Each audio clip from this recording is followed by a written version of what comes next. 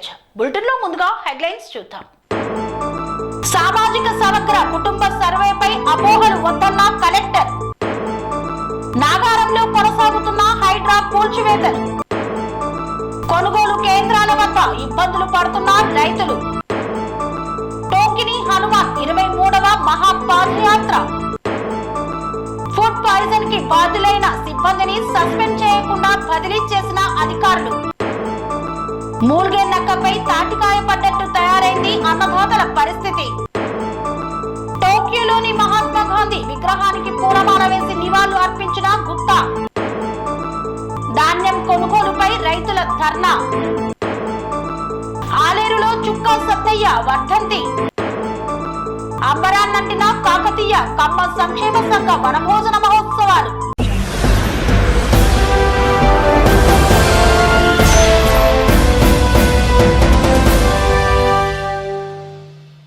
ఆలేరులో చుక్కా సత్తయ్య వర్ధంతిని ఘనంగా నిర్వహించిన ఒగ్గు కళాకారులు. యాదాద్రి భువనగిరి జిల్లా ఆలేరు మండలం కొలనపాక గ్రామంలో ఒగ్గు కళాకారుల సంఘం ఆధ్వర్యంలో చుక్కా సత్తయ్య వర్ధంతిని ఘనంగా నిర్వహించారు. ముందుగా చుక్కా సత్తయ్య చిత్రపటానికి పూలమాలలు వేసి నివాళులు అర్పించారు. ఈ సందర్భంగా ఆలేరు మండల ప్రధాన కార్యదర్శి ఒగ్గు మల్లేశం మాట్లాడుతూ ఒగ్గు కథ పితామహుడు ఒగ్గు కళ సామ్రాట్ భీరప్ప కథను ఒగ్గు కథలో విలీనం చేసిన కలకే వన్నె తెచ్చిన వ్యక్తి చుక్కా సత్తయ్య అని ఆయన పేర్కొన్నారు. మాజీ సర్పంచ్ ఐలయ్య మాట్లాడుతూ అతి చిన్న వయసులో ఒగ్గు కళా జీవితం దేశ విదేశాల్లో దాదాపు 12,000కు పైగా ప్రదర్శనలు ఇచ్చిన వ్యక్తి చుక్కా సత్తయ్య అని కొనియాడారు. ఈ సందర్భంగా కళాకారులను శాలువాతో ఘనంగా సత్కరించారు. ఈ కార్యక్రమంలో ఐలయ్య, యాదగిరి, సత్తయ్య, సోమరాజు తదితరులు పాల్గొన్నారు.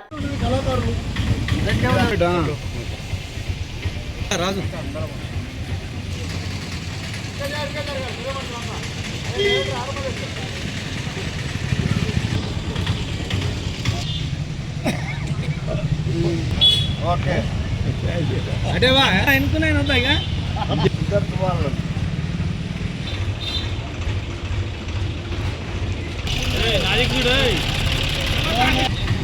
గ్రామంలో కళాకారులు అందరం కలిసి మన ప్రియతమ నాయకుడు కళా సామ్రాటు చుక్కా సత్తయ్య గారి వర్ధంతి జరిపించినందుకు కళాకారులందరికీ చిన్నార్తి. అదేవిధంగా మన కొలనపాక గ్రామంలో పెద్ద మనుషులు అనగా ఒగ్గు పర్వతాలు, ఒగ్గు లక్ష్మయ్య, ఒగ్గు మల్లయ్య, ఒగ్గు ఐలయ్య గారు, మరి ఇట్లా ఇదే విధంగా ఎంతోమంది కళాకారులు మన అందరి కళా నైపుణ్యాన్ని నేర్పిన వాళ్ళు, వాళ్ళందరినీ జ్ఞాపకార్థం చేసుకుంటూ అదేవిధంగా వాళ్ళకు కూడా ఒకరోజు గుర్తింపు చేసి ఈ విధంగా జరపాలని కోరుకుంటున్నాము. దీనికి సహకరించిన గ్రామ ప్రజలందరికీ ధన్యవాదాలు తెలుపుతున్నాను. తెలంగాణ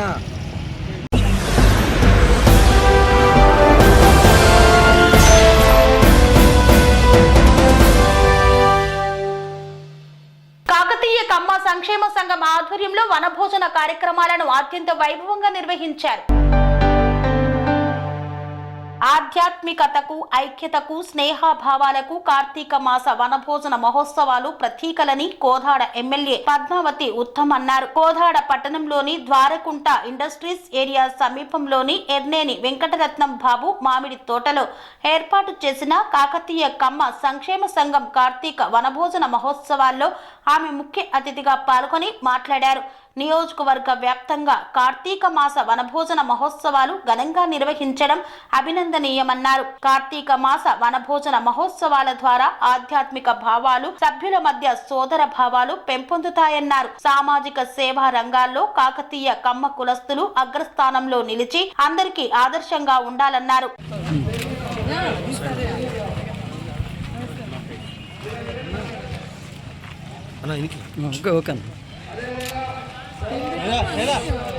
మీరు కోరాల మాజీ శాసనసభ్యులు చంద్రరావు గారిని సందేశం ఇవ్వాల్సిందిగా విజ్ఞప్తి చేస్తున్నాం. కూర్చొని మాట్లాడుతున్నాను. Thank you sir. అడుగులు ముందుకేస్తున్నాం సార్. ఎంపీగా ఉన్నప్పుడు ఒక బుల్లెట్ ట్రైన్ కూడా మన హైదరాబాద్ టు విజయవాడ వయా కోదాడ్ కూడా వారు ప్రపోజల్ ఇవ్వడం జరిగింది. అది కూడా కొంత దూరం వచ్చింది. ప్రపోజల్స్ కొనసాగుతున్నాయి, సర్వే నడుస్తుంది. అదైతే మన కోదాడ నియోజకవర్గంలో ఉన్న ప్రజలందరూ కూడా బాగుపడతారు అని నేను గట్టిగా అందరం కూడా భావిస్తాము. మరి దాని మీద కూడా మేము ప్రయత్నం చేస్తున్నాము. కొన్ని ఇండస్ట్రీస్ కూడా తీసుకురావాలని. Kodad can become a medical hub. ఎందుకంటే ఎప్పుడు కూడా గత 10 ఎమ్మెల్యే గారు చంద్రరావు గారు బాబు గారి చేతుల మీదుగా తొండపు సతీష్ గారు మున్సిపల్ కమిటీ సభ్యులందరూ భాగస్వాములు కావాలి. కళ్యాణ అమృత చంద్రరావు గారు మున్సిపల్ చైర్పర్సన్ గారు బాబు గారి సమక్షంలో సన్మానిస్తున్నారు.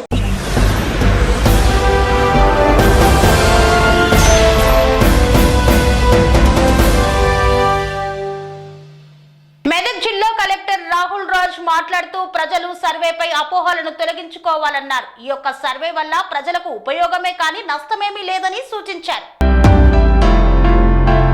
తెలంగాణ రాష్ట్ర ప్రభుత్వం ప్రతిష్టాత్మకంగా చేపట్టిన ఆర్థిక సామాజిక సమగ్ర కుటుంబ సర్వేపై ప్రజలు అపోహకు పోవద్దని జిల్లా కలెక్టర్ రాహుల్ రాజ్ సూచించారు. మెదక్ జిల్లా రామాయంపేట మున్సిపాలిటీ పరిధిలో నిర్వహిస్తున్న ఆర్థిక సామాజిక సర్వే కార్యక్రమాన్ని జిల్లా కలెక్టర్ రాహుల్ రాజ్ క్షేత్రస్థాయిలో పరిశీలించారు. సర్వే పనితీరును ఆయన పరిశీలించి పలు విషయాలను అడిగి తెలుసుకున్నారు. మున్సిపాలిటీ పరిధిలో ఆర్థిక సర్వే మందకొడిగా జరగడంపై అసహనం వ్యక్తం చేశారు. సిబ్బందిని కేటాయించి సర్వే నిర్దేశించిన ప్రకారం చేపట్టాలని మున్సిపల్ అధికారులకు సూచించారు. ఈ సందర్భంగా ఆయన మీడియాతో మాట్లాడుతూ తెలంగాణ రాష్ట్ర ప్రభుత్వం చేపట్టిన సర్వే పట్ల ప్రజలు అపోహలకు పోవద్దన్నారు. కొందరు అవాంతరాలు సృష్టించడానికి ప్రయత్నిస్తున్నారని తెలిపారు. ప్రభుత్వ పథకాలను ప్రజలకు చేరవేయడం కోసమే ఈ ఆర్థిక సామాజిక సర్వే కార్యక్రమాన్ని చేపడుతున్నామని, ఈ అవకాశాన్ని ప్రజలు సద్వినియోగం చేసుకోవాలని సూచించారు. ఈ కార్యక్రమంలో తహసీల్దార్ రజనీ కుమారి, మున్సిపల్ కమిషనర్ దేవేందర్ తదితరులు పాల్గొన్నారు. ఉన్న సిచ్యువేషన్ అంటే చెప్తాను. సో అందరికీ నమస్కారం. ఇప్పుడు మనము ఈ సర్వే ఏదైతే చేస్తూ ఉన్నామో హౌస్ హోల్డ్ సర్వే, సో దీంట్లో ఎస్పెషల్లీ మనము వాళ్ళ ఎడ్యుకేషన్ డీటెయిల్స్ కానివ్వండి, వాళ్ళ ఉపాధి డీటెయిల్స్ కానివ్వండి, మళ్ళా తర్వాత వాళ్ళు రాజకీయంగా ఏదన్నా పదవి అనుభవించినట్టయితే దానికి సంబంధించిన డీటెయిల్స్ కానివ్వండి, వాళ్ళ కుటుంబం యొక్క డీటెయిల్స్ కానివ్వండి, సో వాళ్ళ కాస్ట్ అదర్ డీటెయిల్స్ కానివ్వండి, సో ఇటువంటివి మనము తీసుకుంటా ఉన్నాం. సో ఎస్పెషల్లీ ఎడ్యుకేషన్, ఎకనామిక్, మళ్ళీ పొలిటికల్, మళ్ళీ తర్వాత కాస్ట్, ఇవన్నీ డీటెయిల్స్ అంతా కూడా మనం తీసుకుంటాం. సో దీంట్లో ఏంటంటే మనం టోటల్ మన జిల్లా వ్యాప్తంగా కూడా సుమారుగా 1600 మంది ఎన్యూమరేటర్స్కి అందరికీ కూడా మనం ఈ జాబ్ అసైన్ చేయడం జరిగింది. సో జిల్లాలో సుమారుగా 2,20,000 కుటుంబాల వరకు ఉన్నాయి. సో ఈ 2,20,000 కుటుంబాలను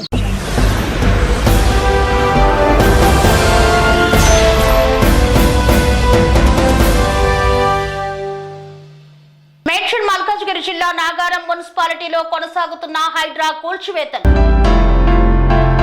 మేడ్చల్ జిల్లా నాగారం మున్సిపాలిటీ పరిధిలో హైడ్రా 2 టీమ్స్ గా ఏర్పాటై కూల్చివేతలను కొనసాగిస్తోంది.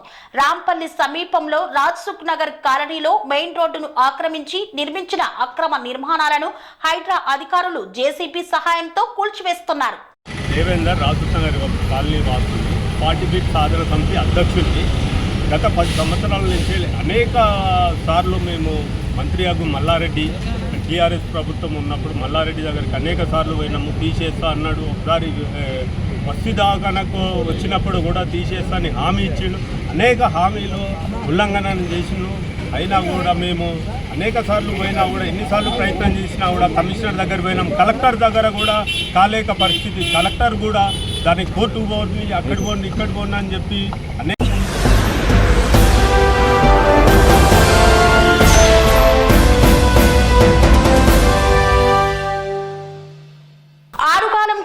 పండించిన పంటను అమ్ముకోవడానికి రైతులు నానా అవస్థలు పడాల్సిన పరిస్థితి వచ్చిందని ఆవేదన వ్యక్తం చేస్తున్నారు రైతులు.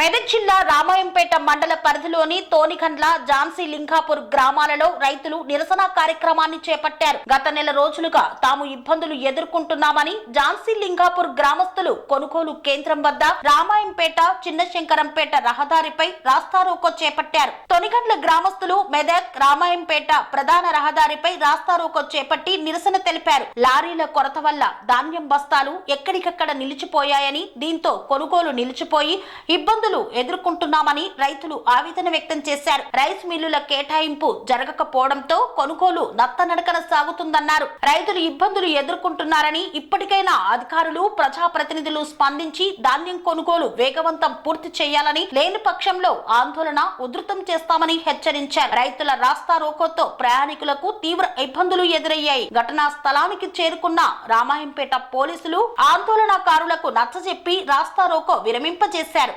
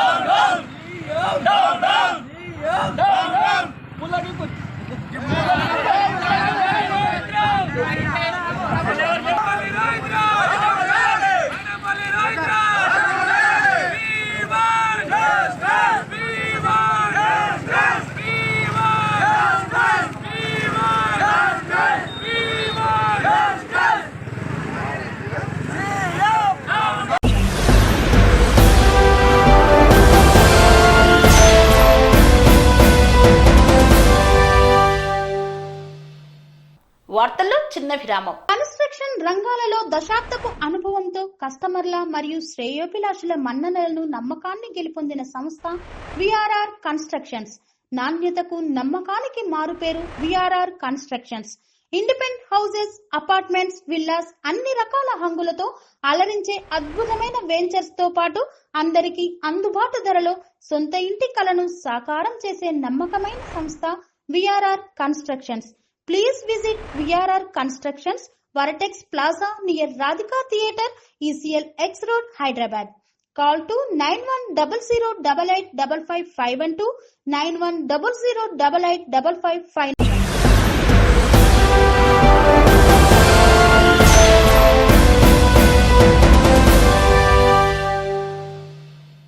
తిరిగి వార్తలకు స్వాగతం. టోంకిని సిద్ధి హనుమాన్ ఆలయానికి 23వ పాదయాత్రగా భక్తులు పెద్ద ఎత్తున చేరుకొని ప్రత్యేక పూజాది కార్యక్రమాలను నిర్వహించారు. కొమరం భీం ఆసిఫాబాద్ జిల్లా సిర్పూర్ మండలంలోని టోంకిని సిద్ధి హనుమాన్ 23వ పాదయాత్రను పురస్కరించుకొని కొమరం భీం ఆసిఫాబాద్ జిల్లా నుండి పెద్ద ఎత్తున భక్తులు పాదయాత్రగా టోంకిని సిద్ధి హనుమాన్ ఆలయానికి చేరుకొని ప్రత్యేక పూజలు నిర్వహించారు. దేవస్థానం పరిసరాలు భక్తులతో కిటకిటలాడాయి. కాగజ్ నగర్ నుండి స్వచ్ఛంద సంస్థ, బీజేపీ, బీఆర్ఎస్, కాంగ్రెస్ పార్టీలకు చెందిన నాయకులు భక్తుల సౌకర్యార్థం కోసం పండ్లు, త్రాగునీరు, బాదం పాలు పంపిణీ చేశారు. పాదయాత్రగా వస్తున్న భక్తులకు ఎలాంటి సంఘటనలు చోటు చేసుకోకుండా కాగజ్ నగర్ డీఎస్పీ రామానుజం ఆధ్వర్యంలో భారీ బందోబస్తు ఏర్పాటు చేశారు. కౌటాల సిఐ ముత్యం రమేష్ పర్యవేక్షణలో ఎస్ఐ కమలాకర్, మధుకర్, విక్రమ్ తదితరులు పాల్గొన్నారు.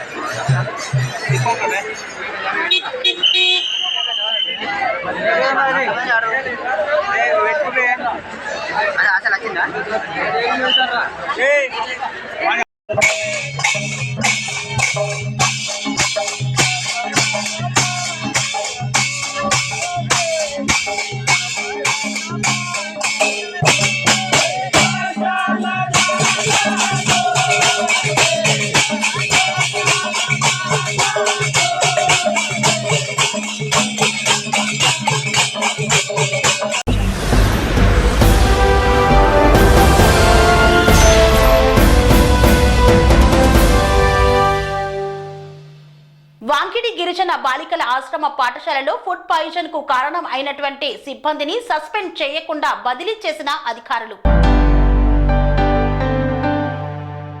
కొమరం భీం ఆసిఫాబాద్ జిల్లా వాంకిడి గిరిజన ఆశ్రమ బాలికల పాఠశాలలో అక్టోబర్ 30న జరిగిన ఫుడ్ పాయిజన్ ఘటనలో కొమరం భీం ఆసిఫాబాద్ జిల్లా కలెక్టర్ వెంకటేష్ దోత్రే ఆదేశాల మేరకు 5 సిబ్బందిపై బదిలీ వేటు వేసినట్లు ఐటీడీఏ పీఓ ఖుష్బూ గుప్తా ప్రకటన జారీ చేశారు. ఆశ్రమ పాఠశాలలో జరిగిన ఘటనపై జిల్లా కలెక్టర్ వెంకటేష్ దోత్రే సోమవారం విచారణ కమిటీ నియమించి మంగళవారం రోజున విచారణ కమిటీ పాఠశాలలో విచారణ చేపట్టింది. అనంతరం జిల్లా కలెక్టర్ కు నివేదిక అందించారు. వాంకిడి ఆశ్రమ పాఠశాల గిరిజన పాఠశాల ప్రధాన ఉపాధ్యాయులు శ్రీనివాస్ ను కాగజ్ నగర్ కు బదిలీ చేయగా ఏఎన్ఎం సేవంత కుక్ హరికిషన్ వర్కర్లు కమలాను అంబారా ఆశ్రమ పాఠశాలకు పెంటయ్యను పెంచికల్పేట్ మండలం కుమ్మర్గంకు బదిలీ చేసినట్లు డిటిడిఓ తెలిపారు.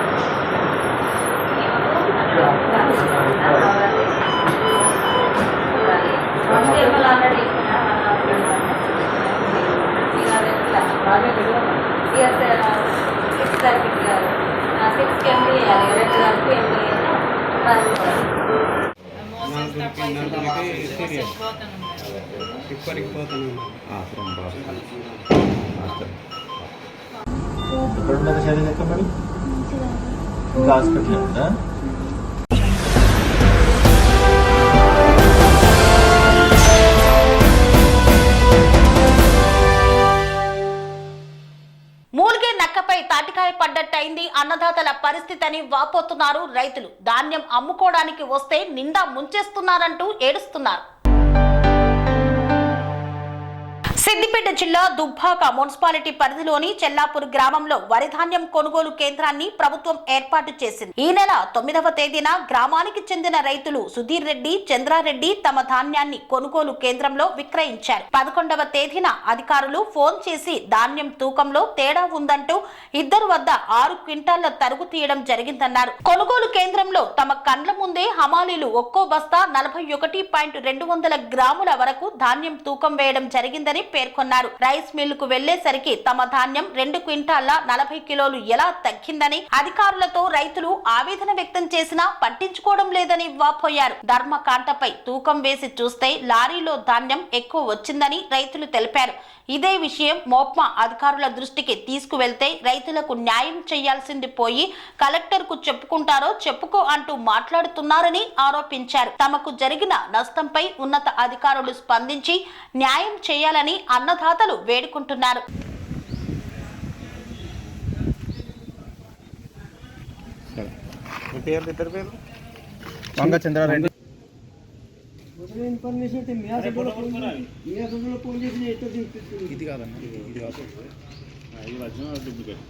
డూప్లికేట్ లోడ్ చేసి పంపిర్రు.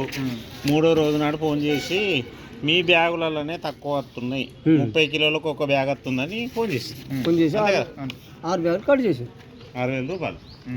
ఎన్ని క్వింటాలు? 2 క్వింటాలు. 2 క్వింటాలు 40 మాట్లాడు. శనివారం రోజున కాట పెట్టినాము. మేము ఇంత వ్యవసాయం ఇంత కష్టపడి చేసుకుంటున్నాము. 6 నెలల కష్టం చేసి ఆ 15 రోజులు కూడా వానలు కొడతా ఉంటే ఎండ పోసిన వాటిలో మేము ఇద్దరమే భార్యాభర్తలమే కైకిలు లేక మేము కష్టపడి పండించిన పంట మా ముందట కాంట పెట్టి మళ్ళా పోయిన తర్వాత మాయ క్వింటాలు మనిషి 3 బ్యాగులు కట్ చేసారు. కట్ చేసినది కూడా మాకు ఇన్ఫర్మేషన్ ఇవ్వలేదు. ఇక్కడ వాళ్ళ మేడంకు ఇన్ఫర్మేషన్ ఇవ్వలేదు.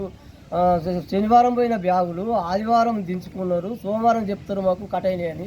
గిట్టట కట్ అయినాయని అంటే మీకు లారీ తక్కువ వచ్చింది ఇట్లా మాట్లాడితే మేడం దగ్గరికి పోతే మాకు కూడా నాకు ఇన్ఫర్మేషన్ ఇవ్వలేదు, అది వాళ్ళదే తప్పు అని మేడం అంటుంది. వాళ్ళ దగ్గర డబ్బులు ఇప్పియమంటే వాళ్ళ డబ్బులు నేను ఇప్పియను, వాళ్ళకు రావు అని మేడం కూడా అంటుంది.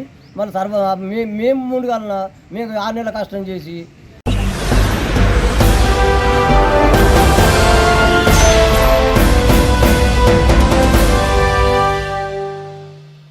జపాన్ దేశ పర్యటనలో భాగంగా టోక్యోలోని మహాత్మా గాంధీ విగ్రహానికి పూలమాల వేసి నివాళులు అర్పించారు గుత్తా సుఖేందర్ రెడ్డి.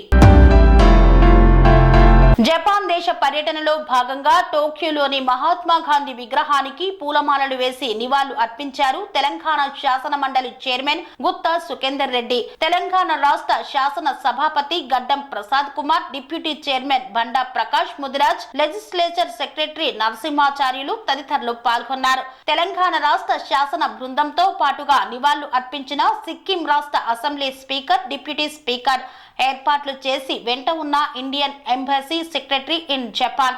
ఆస్ట్రేలియాలోని సిడ్నీలో జరిగిన 67వ కామన్వెల్త్ పార్లమెంటరీ అసోసియేషన్ కాన్ఫరెన్స్ లో పాల్గొన్న అనంతరం స్టడీ టూర్లలో భాగంగా న్యూజిలాండ్ దేశంలో పర్యటించి అనంతరం జపాన్ చేరుకున్న తెలంగాణ లెజిస్లేచర్ బృందం.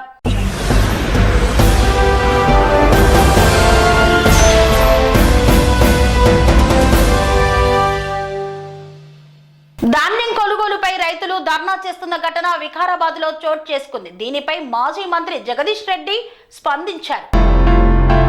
కాంగ్రెస్ సంవత్సర పాలనలో పరిస్థితులు తారుమారయ్యాయి, అభివృద్ధి ఆగి ప్రభుత్వ శాఖలన్నీ పడకేశాయన్నారు మాజీ మంత్రి జగదీష్ రెడ్డి. కేవలం వైఫల్యాలపై గొంతెత్తుతున్న వారిని అణిచివేసేందుకు పోలీస్ శాఖ మాత్రమే పనిచేస్తుందని, ప్రభుత్వ శాఖలన్నీ వైఫల్యం చెందాయని జగదీశ్వర్ రెడ్డి మండిపడ్డారు.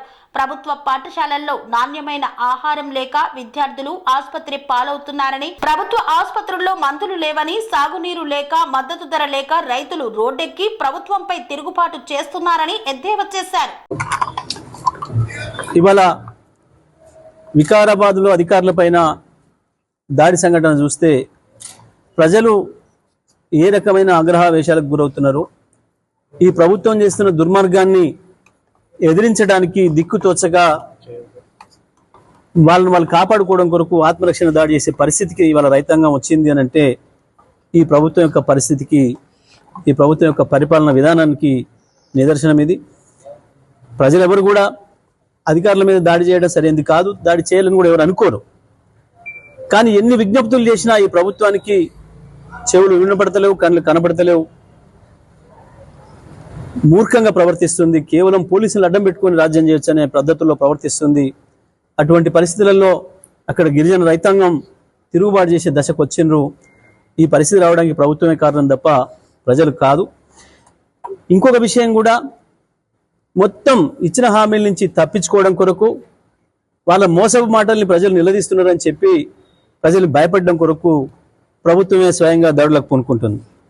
ఏందో బాంబులు వేస్తామని చెప్పి భయపెట్టించి చూసినా ఎప్పుడైనా తెలంగాణలో ఒక మంత్రి నోటి నుంచి, ఒక ముఖ్యమంత్రి నోటి నుంచి ఇటువంటి మాటలు, బాంబులు వేయటాలు, కేసులు పెట్టి లోపడయ్యరాలు, వీపులు పగలగొడతామని చెప్పి స్వయంగా ముఖ్యమంత్రి మాట్లాడడం, ఇంకొకడేమో నరికి ముక్కలు చేస్తామని చెప్పి ఒక మంత్రి మాట్లాడడం, ముఖ్యమంత్రి స్వయంగా సోయి లేని భాష, మనం కూడా మాట్లాడుకోలేని భాషలో మాట్లాడుతూ దిగజార్చిండు మంత్రి పదవి, ముఖ్యమంత్రి పదవి యొక్క హోదాను దిగజార్చిండు. మంత్రులు వాళ్ళ నైజాన్ని బయట పెట్టుకుంటారు, వాళ్ళ స్థాయిని బయట పెట్టుకుంటారు మాట్లాడడం ద్వారా, ఈ మాటల ద్వారా. సరే, నరకడానికి పెద్ద సమస్య ఏం కాదు. ఒకవేళ నరకడమే ముఖ్యం అనుకుంటే మీరు దేనికి కూడా దొరకరు, మీ శవాల అడ్రస్ కూడా దొరకవు వాస్తవానికి. ఒకప్పుడు మేము కూడా అనుకుని ఉంటే అట్లా, కానీ మాది ఎప్పుడు ఆ పాలసీ కాదు, కేసీఆర్ది ఎప్పుడు అది కాదు. కేసీఆర్ ఎప్పుడైనా ఒక పదజాలం మా నోటి నుంచి వస్తేనే మమ్మల్ని ఖండించేవాడు. అసెంబ్లీలో ఒక మాట నేను మాట్లాడుతూ వచ్చినప్పుడు నా తరఫున లేచి కేసీఆర్ గారు సారీ చెప్పారు. అది కూడా నేను అన్నది పెద్ద పదమేం కాదు. వాళ్ళు మాట్లాడితే, ప్రశ్నలు అడిగితే చెప్తే వినకుండా పోతుంటే నేను ఒక చిన్న పదం నీ ఎవరు చెప్తే అడుగుతారు, చెప్తే కూడా పోతారు అన్న నేను. దానికే వాళ్ళు ఏదో పెద్ద బూత్ అయినట్టు పెద్ద హంగామా చేశారు కాంగ్రెస్ పార్టీ నాయకులు, పెద్దలు జానారెడ్డి గారు, చిన్నారెడ్డి గారి నాయకత్వంలో. అయినా కేసీఆర్ గారు నన్నే సంజాయించి, సరే అది నువ్వు వాళ్ళని ఉద్దేశించి అన్నది కాకపోయినా ఇంకోటి అది రికార్డు కూడా కాలేదు.